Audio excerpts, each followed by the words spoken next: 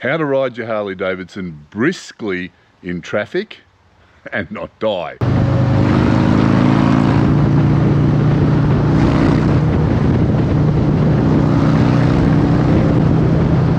No time to ride this week.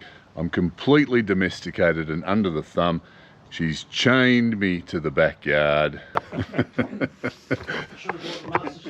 They won't let me near the food. How are you? Chained, domesticated, under the thumb, chained to the backyard, but not all's lost. My friend Jimmy rides exactly the way I do. So I threw him an old not dead hoodie. Jimmy, a GoPro and the fob to my street glide and said, go for it. That might be bad. Let's see what he does. Hopefully I get my bike back. So here he goes. The bike's still warming up. No hard acceleration until later on. And you can see Jimmy positioning himself on the outside of the lane. That's what I like to do. It seems to be where the least disturbances to the road are, the least number of potholes.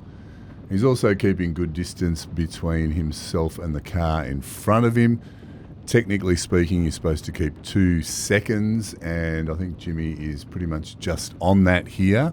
But I don't find that practical because you have to ride at a certain speed, and 2 seconds at our speed limit gives cars enough space to move into that gap easily, and I see that as pretty dangerous. So it's a few minutes into the ride now.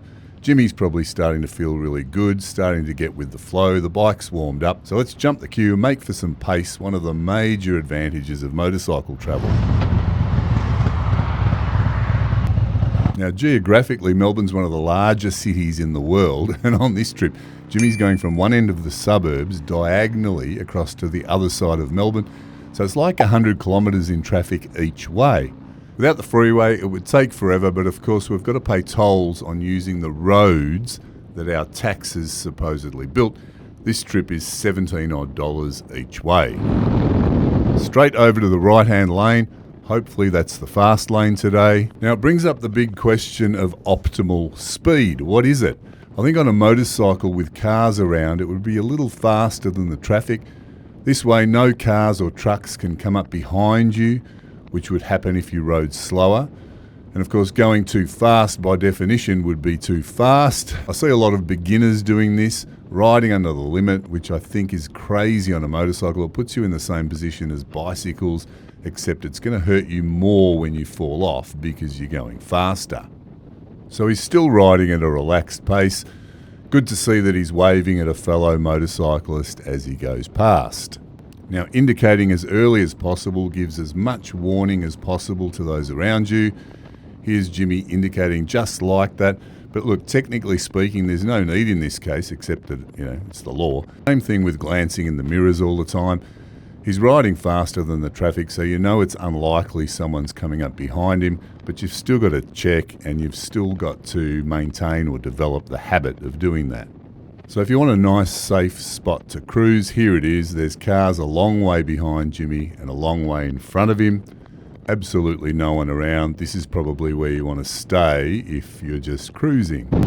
But of course, Jimmy doesn't want to cruise. He's got to position himself to get through the traffic. So by moving over to the left of the lane, he can actually see very easily between the cars. And then as soon as those cars separate, Jimmy can overtake.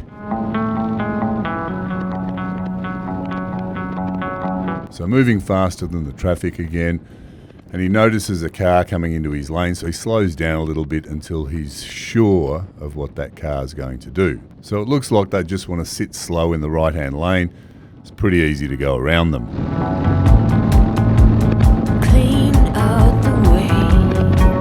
Now this happens a lot on a Harley. A car will move over especially to let you through. In particular if I'm wearing an open face helmet, and less so with a full face helmet like Jimmy's wearing today. But Harleys have a lot of road presence, and if I was feeling a bit more aggressive, I'd take that gap, but Jimmy's still digesting his morning coffee, so he's taking it easy. And it's the same with this gap between the truck and the blue car. On camera, the distance is distorted. The blue car's moving faster than the truck without changing down and aggressively hammering. While the gap's too small for Jimmy, there's only about 2 feet when he's in position. The camera makes it look very wide. Clean out the waves.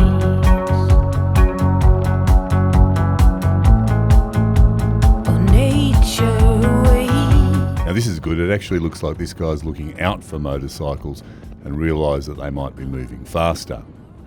Well, he's still moving around a bit, so it's a good idea that Jimmy's slowing down here and he's going to be cautious. Maybe he didn't see Jimmy after all. Better to be sure and safe. Now, if you like reading books, now's the time, because I can see that this guy ahead of Jimmy thinks that overtaking cars should be done very slowly. Time to make a move, nothing drastic.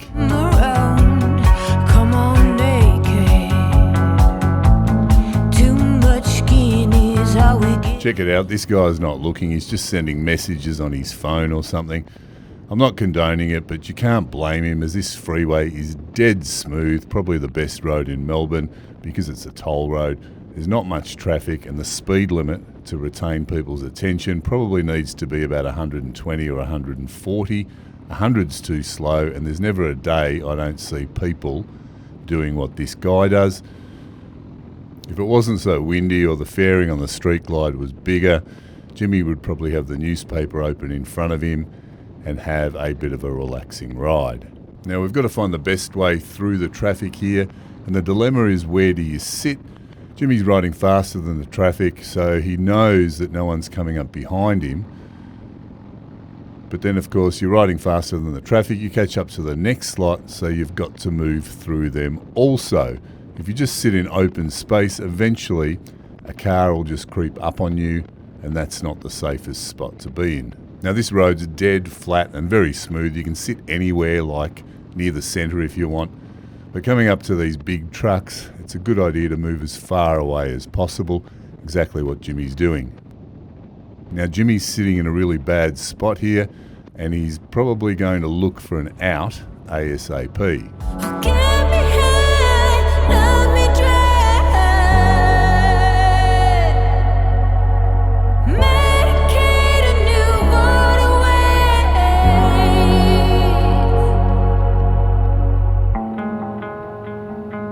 Now, the left lane looks like it's the fast lane here, and that's usually the case.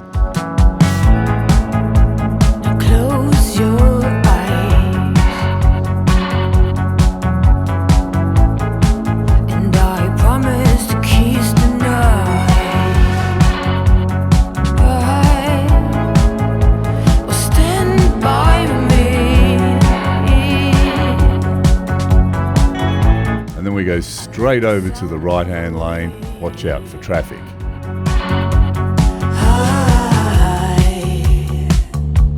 Watch me as I dance. Have you known romance before? The kind where you feel lost while you adore. Get me high, let me dry.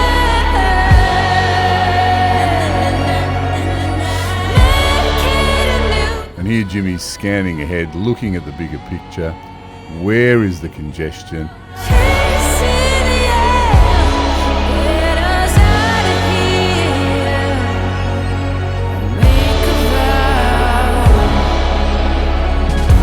And then over to the left-hand lane so that he can see ahead better.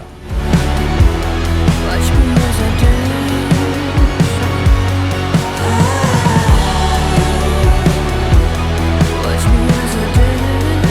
And here we're looking ahead, far ahead, to see what the traffic is doing and where the gaps are. It's always a good idea to be scanning ahead all the time.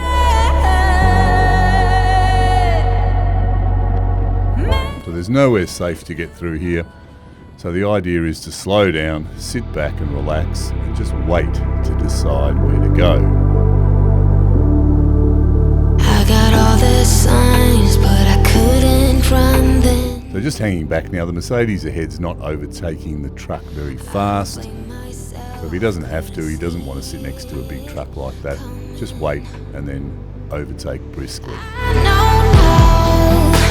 That's how they do it. Try and stay closer to the middle of the lane here, because there's always gravel and broken glass from accidents which collect, because the centre barrier doesn't really let the debris go anywhere. One of the things you've always got to watch out for on a motorcycle.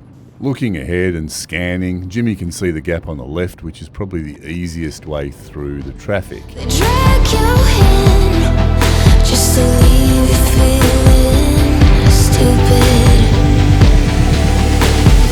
Hey, don't call me up. Now, the closer you get to the city, the worse or the more dense the traffic gets. So the left's clear now. We can move over to the left. You've got to look for movement from the cars that are ahead of you if you're moving faster than the traffic. Because as you approach, you want to be sure that each car stays true to its path and doesn't move suddenly or erratically. Otherwise, you should wait. And look, a Land Rover Discovery, one of my favourite cars that I've owned in the past. I should have kept it, of course. So traffic comes to a crawl. Let's see if there's enough space for Jimmy to squeeze through. You want to watch for any movement from the cars, anybody that's not tracking true. It's a good idea to use the rear brake when you're going at this speed, when the gap's small, as the rear steadies the bike. Once again, it looks like a big gap on camera, but it's not actually wide enough because the black Beamer has moved to the right slightly. So we've got the city of Melbourne on the right and the docks on the left. We can see one of the city's great failures there on the right, the giant Ferris wheel. I think the story is that foreign steel was used. It was inferior, and a month after opening, they found cracks in the structure just in time to avert a disaster, and it was closed. It's been sitting there for years. It's funny how people rush to try something new like this. Crash test dummies. Now, you've really got to watch out when other drivers are trying to get through the traffic at the same time as you're doing it, because it makes them a little bit unpredictable. They might just be in too much of a hurry. You don't really know whether they're driving fast or whether they're emotional over something or whether they're going to be erratic. So Jimmy's watching ahead for the white Toyota and the grey Ute. I got all the signs, but I couldn't run then. I don't blame myself, couldn't see it coming.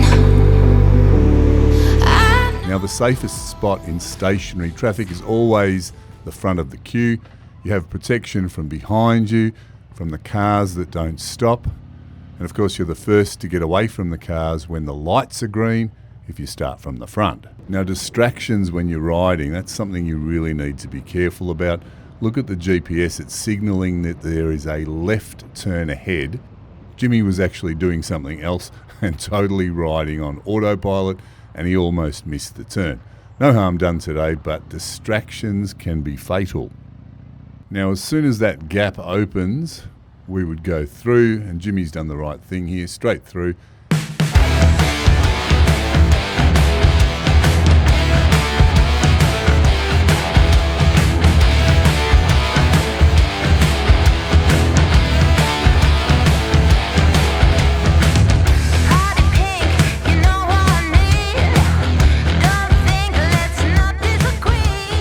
And here he's trying to see if this guy will move over because he's moving to the left.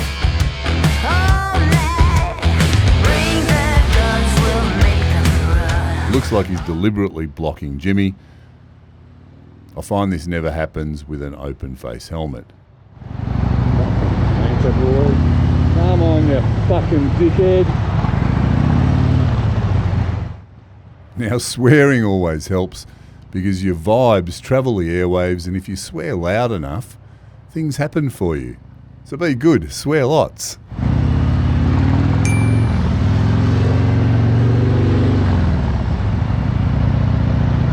Hey! Fuck you. What are you fucking doing, you wanker?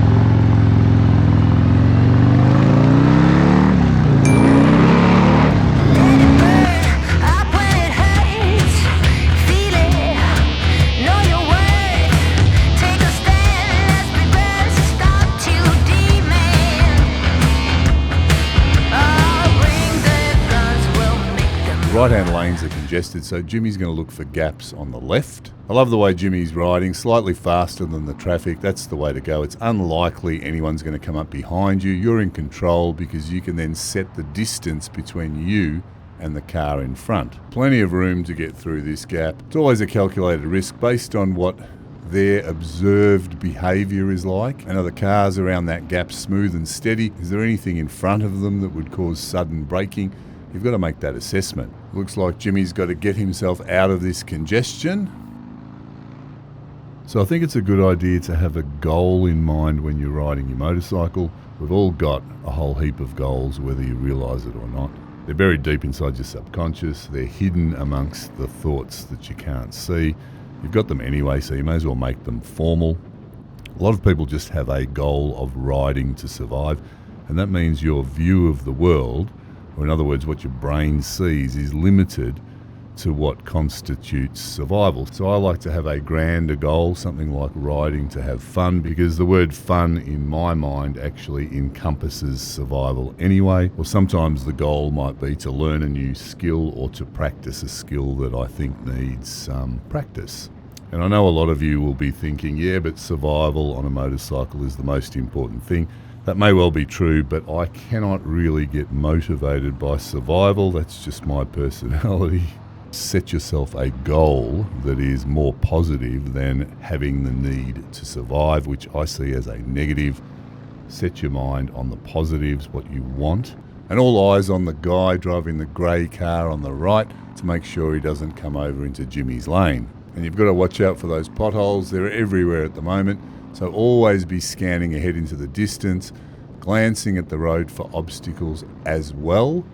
Look where you want to go, don't look at the obstacle. Briskly overtake this truck, don't sit next to him, he's too big. If anything happens, you're going to know how a bug feels. I've said you've got to look at the broader picture and scan ahead. Even here, Jimmy's looking at the gap in the right-hand lane, beyond the white car, to the right of the truck under the gantry. That's way ahead. All the way back here, Jimmy can see the car ahead that's moving into his lane, so he's looking for potential ways around him, so always scan ahead. Now Jimmy's going to turn off left soon, so he needs to find a path across 3 or 4 lanes to the left.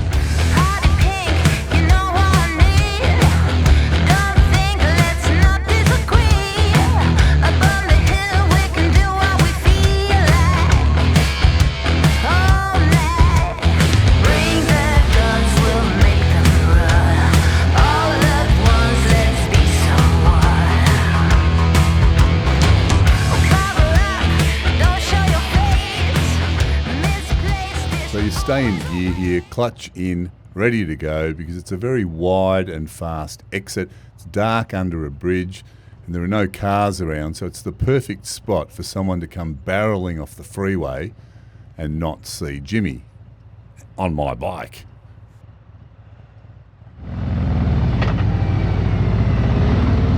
Now normally Jimmy would go straight through here, but we can see that the silver car was veering to the right slightly, and I guess you don't want to be squashed between cars. Wise move.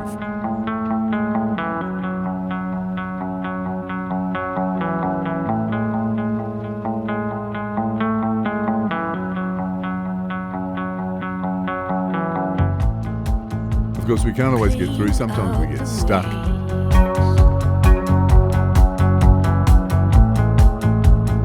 Now, when you're on a motorcycle, there's no reason to sit in a traffic jam. Probably good to find your way around it. I can see Jimmy's looking everywhere, deciding if he should ride along the pedestrian walkway or not. And look, he's found a gap. Go, Jimmy.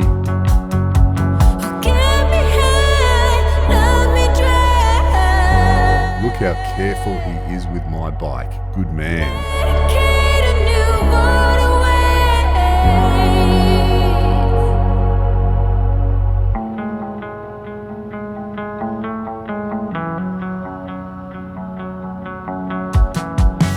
Now here's a classic example of no one gives a shit about you on a motorcycle.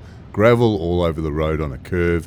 The road workers often do this, so I think because they don't want to sweep up as much, they let the cars disperse all the gravel for them. I don't know if it's deliberate, but it seems that way. And in these situations, the appropriate response is more swear words. I get bored with standard ones, so I always look for them in other languages. I mean, seriously, just slow down and give them the middle finger salute. No time to wait. Jimmy's not getting any younger, you know. The extra 5 or 10 seconds that he's saving here, it actually really counts.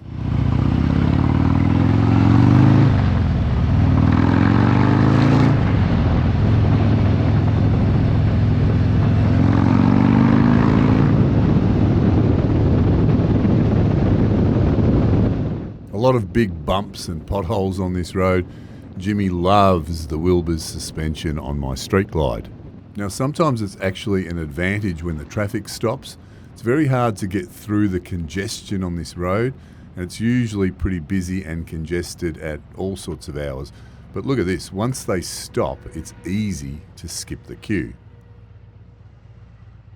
Now I can see here Jimmy wants to be a little bit more aggressive. He's hesitating to split the traffic here because the dark grey car on the right looks a little bit policey. Ooh, don't you love electric cars? Looks like my conspiracy video from a year ago about electric cars has finally come good, as there's now talk of a ban on all foreign electric cars because they pose security risks.